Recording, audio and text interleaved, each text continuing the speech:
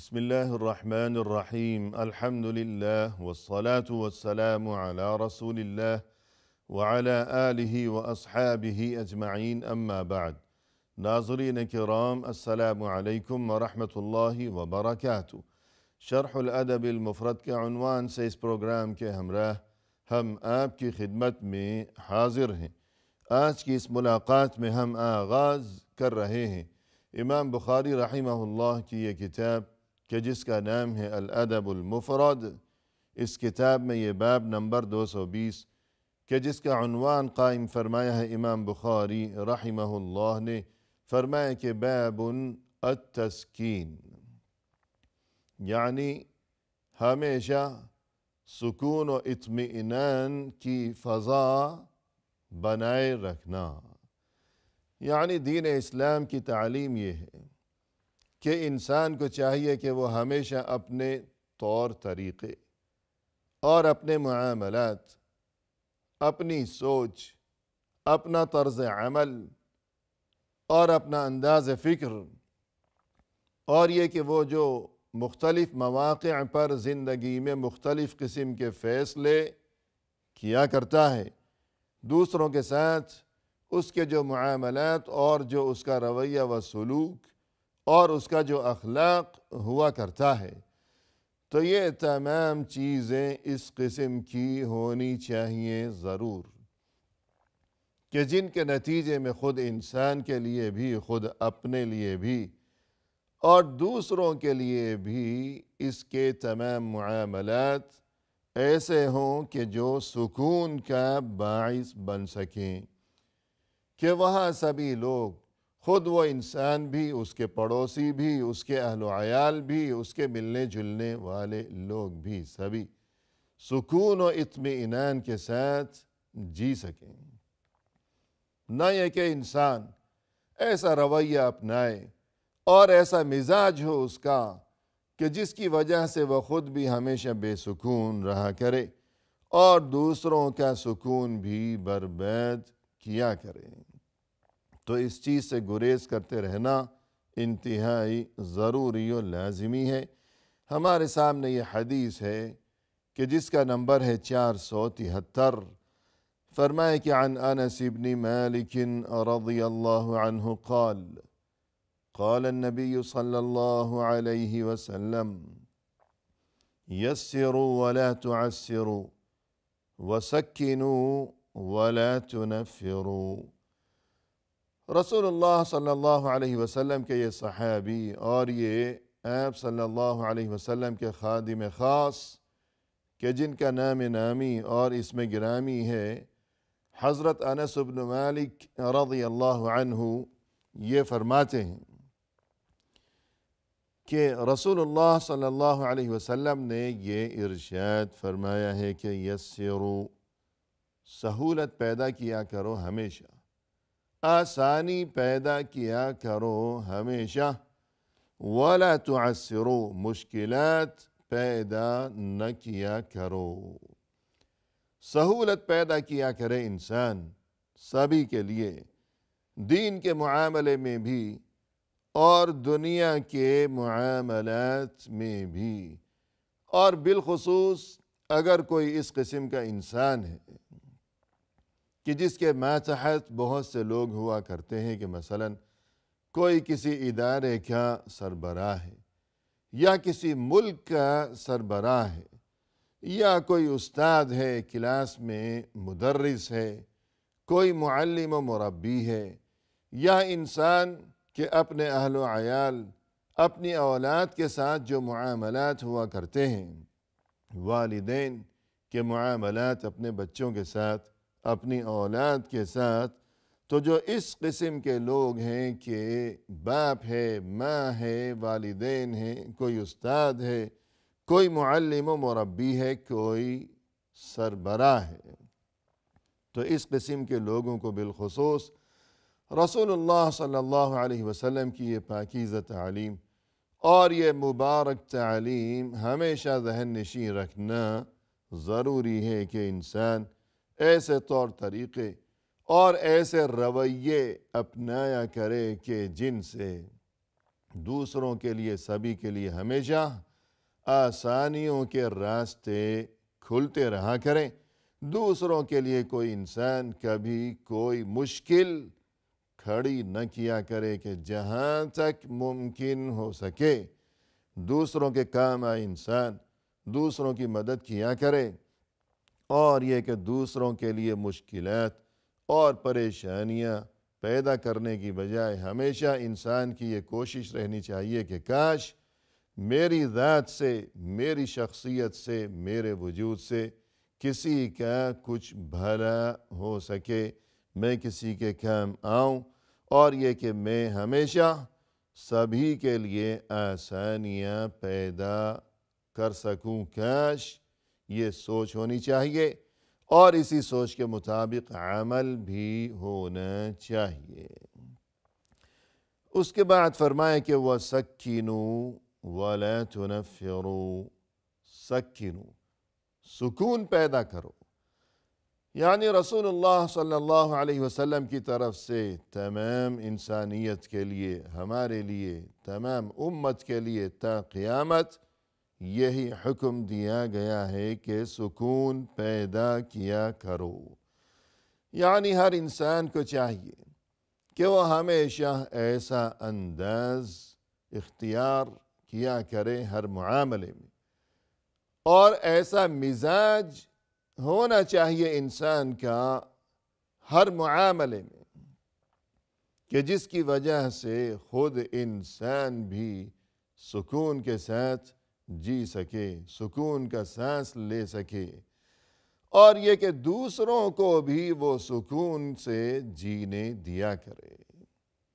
کہ اس قسم کے انسان کے طور طریقے ہوں، ایسا مزاج ہو، اور ایسی عادتیں ہونی چاہیے انسان کی، خود بھی سکون کے ساتھ جی لے اپنی یہ 4 روزہ زندگی، یہ عارضی و فانی زندگی، خود کو بے سکون نہ کرے انسان، اور دوسروں کو بھی سکون کے ساتھ جینے دے، اور یہ کہ ایسی نامناسب حرکتیں نہ کیا کرے انسان کہ جو دوسروں کے لیے بے سکونی کا سبب بن سکتی ہوں۔ تو فرمائے کہ سکینو، سکون کی فضا قائم کرو، سکون کے ساتھ جیو، اور دوسروں کو بھی سکون کے ساتھ جینے دو۔ وَلَا تُنَفِّرُوا، نفرتیں مت پھیلاؤ، یعنی ایسے کام نہ کیا کرے انسان کہ جن کی وجہ سے آپس میں نفرتیں پروان چڑھنے لگیں، کہ جب نفرتیں ہوں گی جہاں، جس گھر میں، جس ادارے میں، جس دفتر میں، جس بستی اور محلے میں، اور جس معاشرے میں جہاں نفرتیں ہوں گی، تو پھر وہاں سکون و اطمینان کے ساتھ کوئی کس طرح جی سکے گا، بلکہ وہاں تو بے سکونی ہوگی،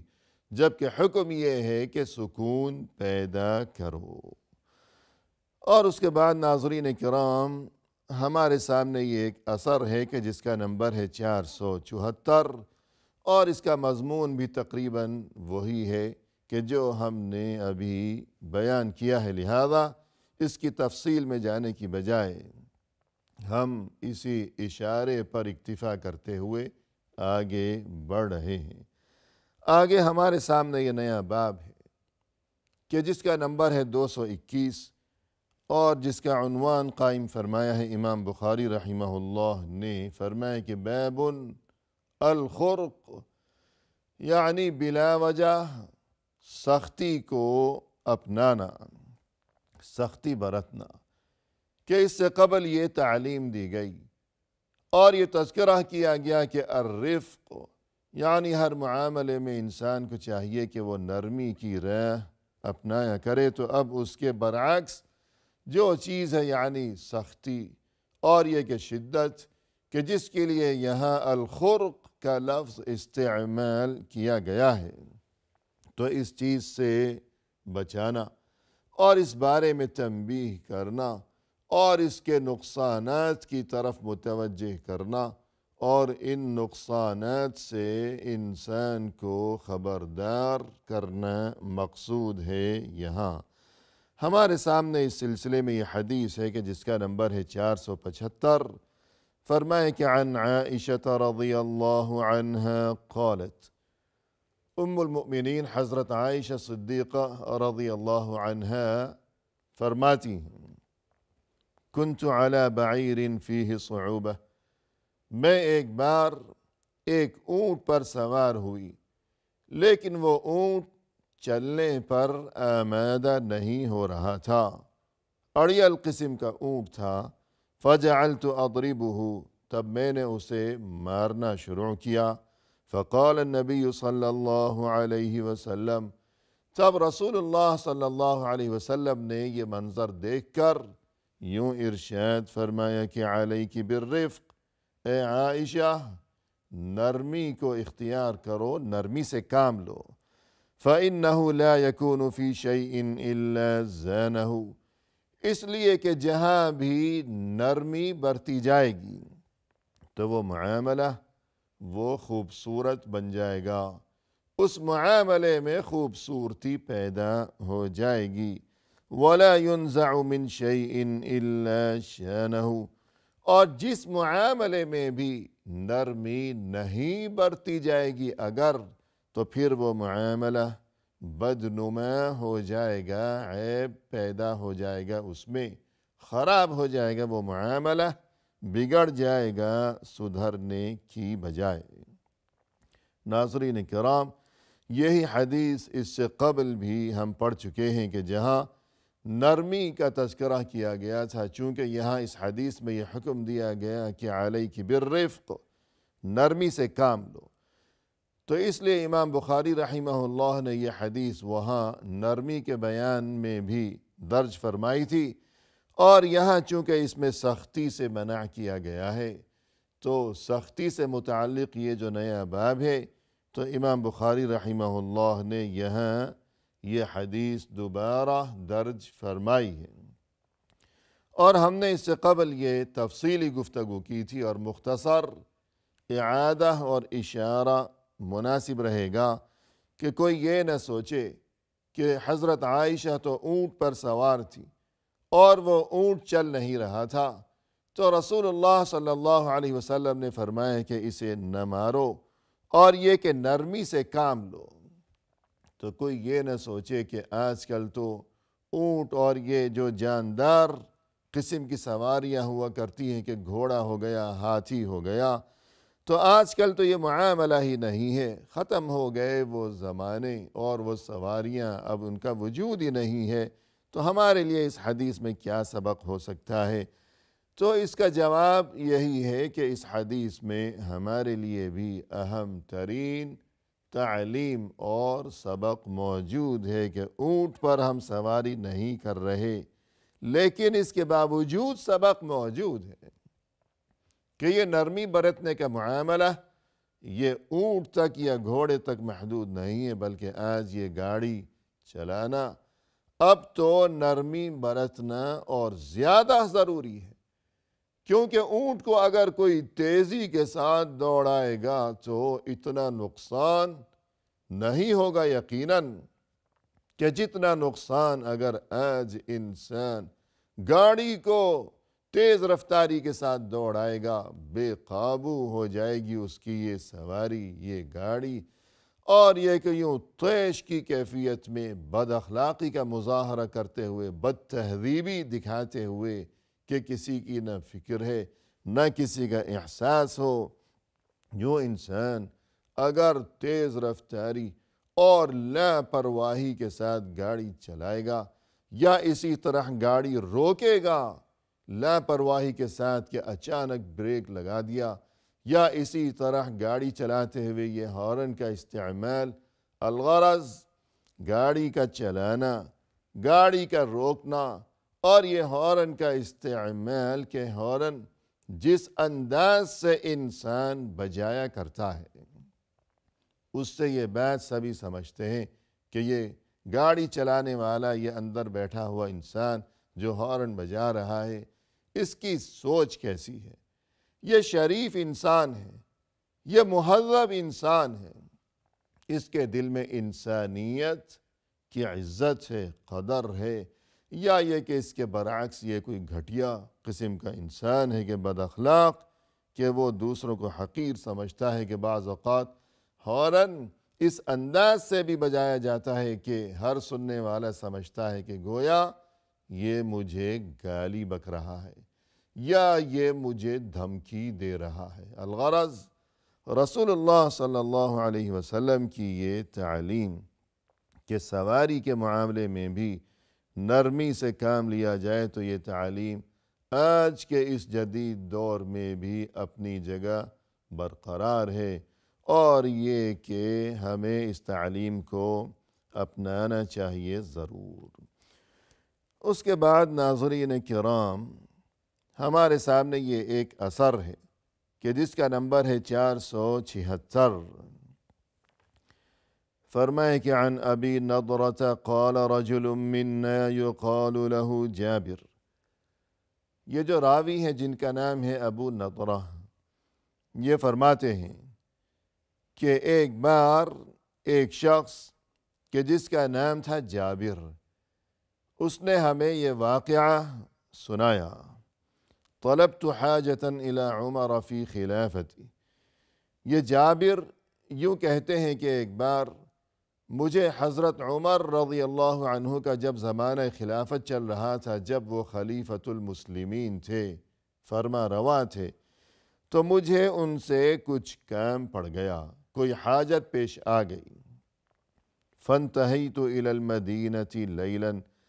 لہذا میں اپنے علاقے سے سفر کرتا ہوا مدینہ پہنچا، اور جب میں مدینہ پہنچا تو رات کا وقت تھا۔ فغدوت علیہ، جب صبح طلوع ہوئی تو میں حضرت عمر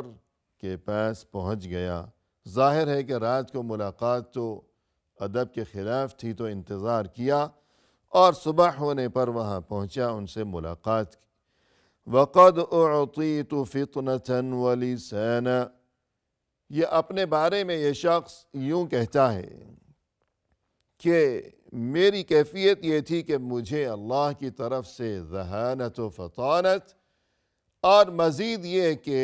جو انداز گفتگو ہوا کرتا ہے کہ بہترین انداز گفتگو، زبان پر عبور، خوب اچھی باتیں کرنا موقع محل کی مناسبت سے، تو یہ خوبی مجھ میں موجود تھی، مجھے عطا کی گئی تھی اللہ کی طرف سے۔ اس سلسلے میں ناظرین کرام، فی الحال آج کی اس نشست میں ہم اسی پر اکتفا کرتے ہوئے آپ سے اجازت چاہتے ہیں، اس وعدے کے ساتھ کہ انشاءاللہ آئندہ ملاقات کے موقع پر اس بارے میں آگے بقیہ گفتگو کے ہمراہ